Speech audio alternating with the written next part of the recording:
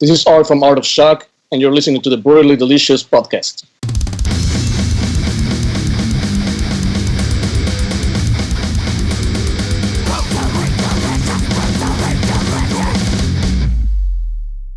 Yes, here I am. I'm Art, and that's my partner Kris, and I'm Bruce. Nice to meet you.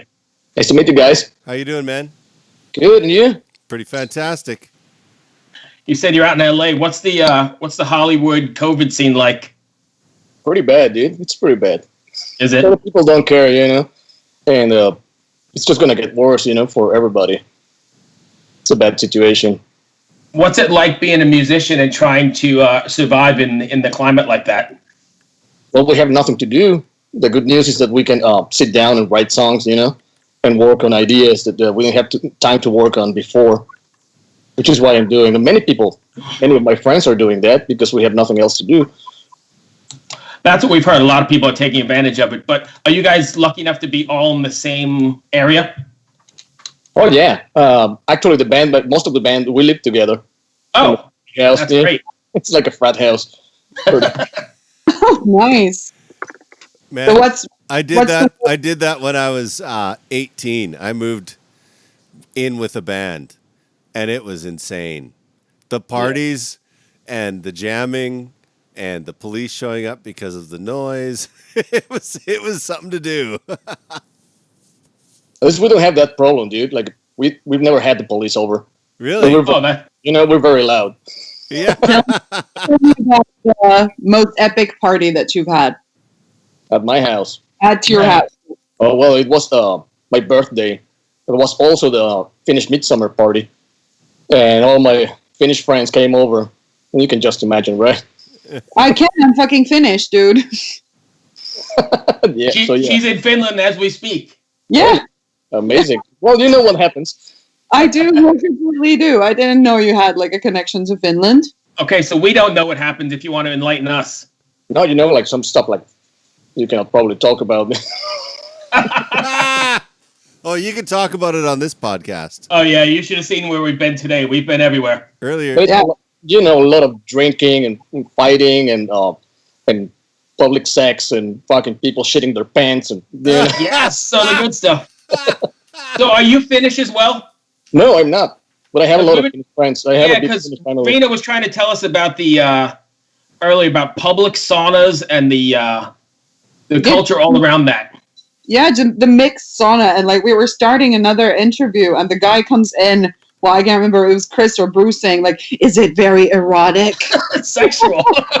Very sexual. And the guy just comes in with that comment, not knowing at all what we're talking about. But no, boners are kind of frowned upon, I guess. Jesus. Control your body. But it's not about sex, the mixed sauna. It's actually a very desexualized situation. But I'm sure that happens, right? Because you're going to get somebody like me that all of a sudden is going to go boing. Well, if you've even like attempted sex in a sauna one time, you know that it's not a good idea. Like, all you get is like a migraine and some bruises on your knees. And Oh, how you doing? Sorry, Art. Art is ready to hang up if he hasn't already hung up. Okay.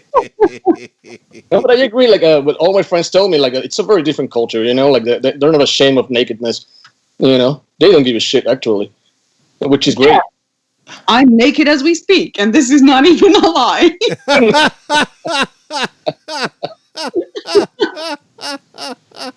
Jesus. Anyway. Okay. So, shall we get back to the band? Art of Shock. Kris? Yeah. So tell No, what we need is we need the 2-sentence boardroom pitch for people who aren't familiar with your band. Well, we play dirty metal. That's it. Hey. That's all you need to say. Dirty metal is the best. Yeah. I agree. So I know lots of people like the fully polished kind of stuff, and I've always been a fan of we just talked to an 80s kind of phenomenon, and I like that whole sleazy, dirty kind of thing. I like it a lot. Exactly. That comes from our heroes, even from Muddy Waters, Yeah, absolutely. 100% agree. They're rough around the edges, right? Like it's a different feeling for me. So I think Kris will probably disagree with me on this, but I think that sometimes a lot of stuff is overproduced and over thought out nowadays instead of jumping in and playing. Does that make sense? Yeah, but I mean, some stuff is great. Some stuff like we couldn't have pulled that off in the past. Right. Any production techniques, like I mean, there's some great material out there. Yeah. There's no other way to produce it, right? Right. But at the same time, I prefer the old school rock and roll. Absolutely. So are you guys, when you record, are you like taking your guitar going chord by chord, making sure they're all in tune and then double track? We think a lot about tuning for sure. Our producer, Mark Lewis, he's obsessed with tuning. Yeah. And I have very good ears. So like we made a great team.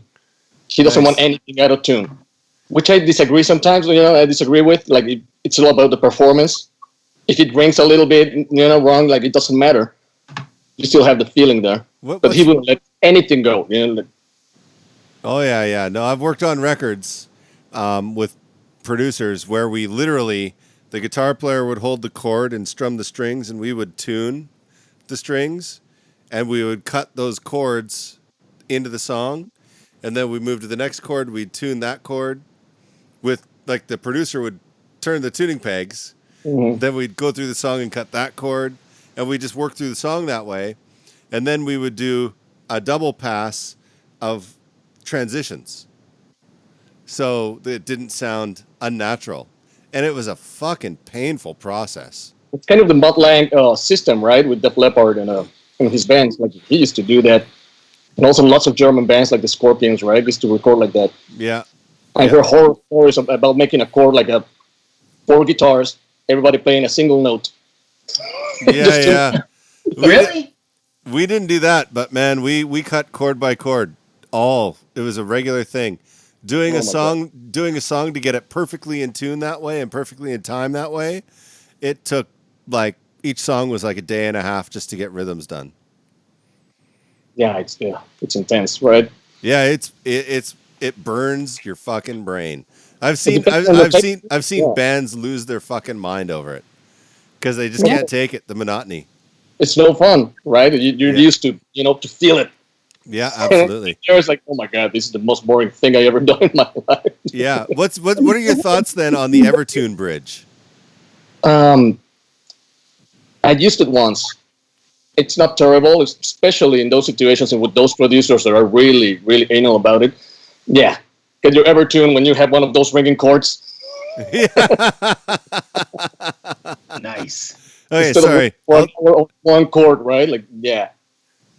Yeah, I'll stop the tech talk, Bruce. I'll let you go. No, I know you get nerdy. Riina, go ahead. No, I was just thinking like, okay, that's going to burn through your brain, but for sure it's going to burn through your budget as well, though, isn't it? Like, I don't know about you guys, but at least for my band, it's not like we have the opportunity to just use an endless amount of studio days. There's a fucking budget and you need to stay within it. So I don't know if that's like the best way to achieve the best you can with a X amount of money. Oh, the records I'm talking about, though, they were major label records for Universal. So, yeah. So, it's different when, you have a producer that just the producer's fee is $75,000. Yeah. So Art, would you say to you that whether like, this sort of technical accuracy or whether like the feeling of it is more important in your music? I think you need a balance of both. You need to know what you're doing for sure, but you also have to perform, which I think is the most important thing. Actually, even in super technical music, the performance is the most important part. So you need both. You need your technical chops really tight and really honed down, and also you need to feel it, right, and create something, some atmosphere, something special. Yeah. Do you find it difficult translating? If it gets so technical in the studio, translating that into the live setting? Oh, yeah. Hell yeah. Yeah, this is what I was thinking. You're like, it's important to, perform and so on. But when I think about the most technical bands that I've gone and seen, definitely it's not like it's a party on stage. No. They're just like, concentrated on delivering those complex collections of notes in the way that they were recorded on the album. You know, Yeah, it's fucking torture for them. You know, like for many people, like even for me, with some riffs. You know, every once in a while they're gonna create a riff. You know, in the studio, sing over it, and then when you get to practice, they're like, "What the fuck did I do?" yeah. And I guess it's the same with That's hard, right? Like, you can write this kick-ass solo, and then you can just like, you know, chop it up like you were talking about in the studio. Like you can do this bit and do that bit, and then just sew it all together. But then the live show comes, and you're supposed to do that then, and boom, what are you gonna do? for me, especially like playing and singing, Yeah. there's some stuff that's very counterpointy, right? Oh And my you're like, God. shit, what have I done? It's where this side of your brain and this side of your brain are opposing each other. Well, if you do fuck up on stage, how do you handle it? Well, you have to ignore it. If you start thinking about it, you're gonna fuck everything else. Absolutely, yeah. Is it like a? Do you consciously have to push it out of your head, or does it just come naturally? Like everybody fucks up, I don't care, and move on. I guess the beginning is a conscious act, but then you get used to it. You know, you just ignore the little fuck up. You just ignore it. You fuck up so much, huh? Maybe no, you don't know. Quick thing, right? It doesn't matter as long as the show is good, as the performance is good. Exactly. Yeah. And this is exactly what I meant with the whole, is it more important to sort of get the technical bits right, or can you just like override that with the energy and the emotion? Yeah, I mean, you cannot play like shit. It's what I was saying. There has to be a balance, right, between the two. Right. True. So are you missing the stage a lot? What? Are you missing the stage a lot, or are you guys been able to play? Been trying to get over that depression, you know, Yeah. mostly by writing and creating new stuff. Right. Are you doing any live streaming stuff or anything like that? Not yet, but yeah, we're planning some. We have some surprises for the future. Have you been watching any live streams? Actually, no. Not a Really? single. I have been like playing a lot. I don't watch any shows. You know, I don't surf the internet often. That's Really? good. That's a good thing, I think, because I'd be more productive if I didn't do that as well. Amen. And I'm But I not got even a to- religious guy. Right, but I got freaking Kris sending me all kinds of conspiracy theory shit, and then Oh, I'm down yeah. a rabbit hole. Then I'm down a rabbit hole, and everything I was doing is gone. My conspiracy theory is, here's me opening a beer. Important. Oh, yeah. I was And then wondering, is that a beer bong behind you just above that symbol? No, that's Oh, an Iron Man mask. I see. I was like, Beer bong. have you never heard of a beer bong? Yeah, I have. I'm just curious how you thought you picked one out in his studio there. I'm from Canada. Nice. We look for them everywhere. So what do you guys have planned? Are you rebooking that? I know you're supposed to be out with Sepultura, right? yeah. Are you rebooking? I had a good friend of mine and Chris's was supposed to be the tour manager on that, Rory Romano. Oh, Rory was doing that tour? Yeah, he was the TM on that, and then they all got bagged. So is that rebooking? Yeah, actually, as far as I know, it has been rescheduled for next March. That was a big gig, right? That's a great to go with them. Yeah, it'd be great to go out with Sepultura. That's a classic act. Yeah, we were super bummed, you know, when all of this shit happened. Literally the week when the lockdown started. Yeah. Yeah, that thing got canceled really quickly, didn't it? Yeah. Yeah, I remember that. Bye-bye, dude. Yeah, I remember, like, I'm friends with Rory, like I said, and he was like, shit, I don't know what I'm going to do now. He had it all planned out and, ready to roll, being the TM, and it got all screwed up. It's the same thing with the album, you know. It was supposed to drop a week into the tour. So, yeah, we got fucked over really hard. Oh, That's God, that sucks. Not having the tour to back up the record. Mm-hmm. But you know, like, with underground metal bands, that's your only marketing tool, basically. Yeah. Wow. Yeah, so much. It's fucked up. Do you have like any digital plan Bs to sort of try and at least make up for the lost marketing? Oh, for sure. That's what I was saying. We have a few ideas that we're developing right now. You know, it's also expensive. That's you have to have a very good idea, and you have to fit into a budget, and which is the hard part, right? You can have all the crazy ideas in the world. I heard somebody told me about the Behemoth live stream, right? Oh my God, that was fantastic. And horses and fucking dude, yeah, we can do it. Yeah, Right. apparently they said that they spent more money on that stream than they did on the album. Yeah, I'm sure. I guess nobody has seen it. It is absolutely, if you get a chance, it's unbelievable. It's like a movie. I mean, it's seriously like a Hollywood movie. It's great. I love it when people's ambition levels are fucking high. It's amazing. Yeah, everything. I think everything. What's his name? Nurgle or Nergal or however you pronounce it. I think pretty much everything he does is super top notch. Yeah, but he's got the money behind him. So right. But anyway, I don't have anything else. Kris, where are you at? I don't have anything else either. I really appreciate you taking the time and chatting with us today. Great. And, I do have one other thing. Where can people go find your band? Well, we're all over all the social media, all the Spotify's and Apple Music, and like literally everywhere. What's your website address? artofshock.com. Perfect.